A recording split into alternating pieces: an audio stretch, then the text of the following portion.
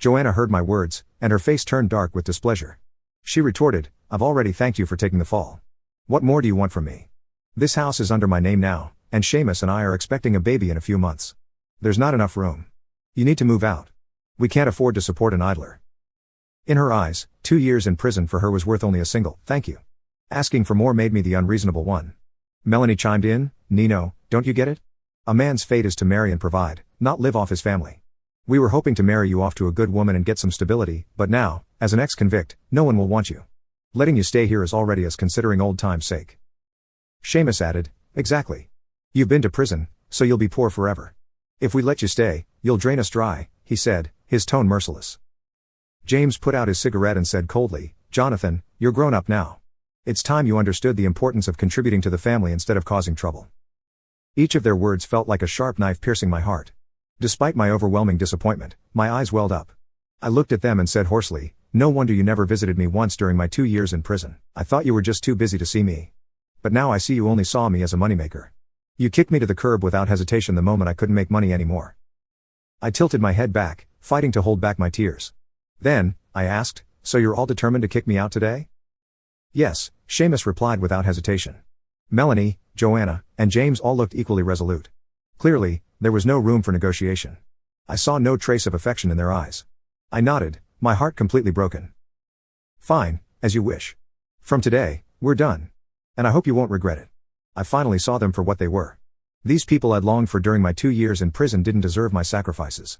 The $100 million I had planned to share with them would now remain with me. Without another word, I walked out the door, not looking back. Behind the door, I heard Seamus's resentful roar, "You think too highly of yourself. What's there to regret cutting ties with a broke ex-convict like you? If we let you stay here and mooch off us, that's when we'd really regret it."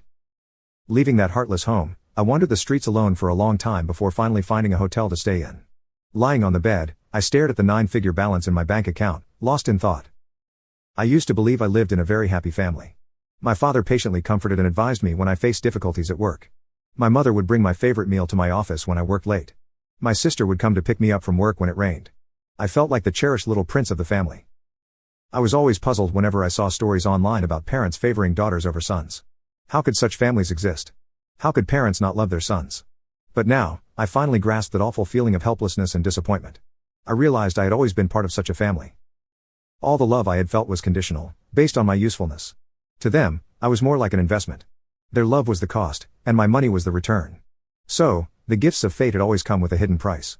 When I could make money and ensure a comfortable life for everyone, they smiled warmly at me. But now, they saw me as an ex-convict who couldn't find a job, with no money and no value. Their love had vanished completely. Little did they know, this ex-con had $100 million in his account. I couldn't help but feel a bit excited, wondering how they'd react when the son they despised most stood at the pinnacle of success one day. The next day, I arrived at a hotel in the city center. This wasn't just any hotel. It was a top-notch, sprawling establishment that catered to dining, lodging, banquets, and even business activities. It had 8 floors and occupied an entire building. The location, surroundings, and foot traffic were all excellent. Before I went to prison, I worked as a hotel lobby manager. Naturally, I wanted to return to my old profession. Only this time, not as a manager but as the owner. I negotiated with the hotel's owner for several hours and eventually bought the hotel from her. I took over management that very day. From then on, I lived and ate at the hotel, seizing every moment to learn and develop new management and operational strategies. Under my leadership, the hotel's business flourished, becoming so popular that it was almost impossible to get a reservation. I soon became a bona fide wealthy man in the city. One evening, 6 months later, while inspecting the dining department, I overheard Joanna in a private room. "This hotel is so popular. I had to book my daughter's 1-month celebration 2 months in advance just to get a table. I've heard that only the creme de la creme get to dine here. Joanna, you made it, bringing us to such a lavish place." I froze in place and realized Joanna had brought our parents and a bunch of relatives to this private room for her newborn daughter's 1-month celebration. Melanie was busy showing off by recording videos on her phone. My face appeared in the frame when her camera panned to the door. "Jonathan? What are you doing here?" Melanie put down her phone and frowned at me. Upon hearing this, everyone in the room turned their gaze toward me, standing at the doorway. "Jonathan, have you no shame? You knew we were having a banquet here today and followed us just to scrounge a meal?" Seamus rushed over and scolded me as if I were the plague. "Who said I was here to scrounge for food?" I replied calmly, "What are you here for if you're not here to scrounge? Begging? This is a high-end place reserved for the wealthy.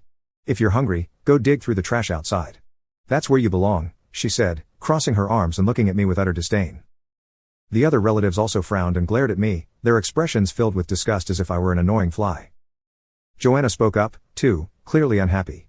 Jonathan, when you said you wanted to cut ties with us, I thought you had some backbone. But now, you've stooped to follow us for a free meal. It's really disgusting. Before I could respond, James chimed in, Jonathan, I taught you from a young age to be self-reliant and have some backbone. Have you forgotten? How could you throw away your dignity for a meal? I looked at them and sneered, it's just a meal. It doesn't matter to me. You're really something, aren't you? Sour grapes, as if you, a penniless ex-con, could ever afford a meal here even if you worked your whole life, Seamus sneered.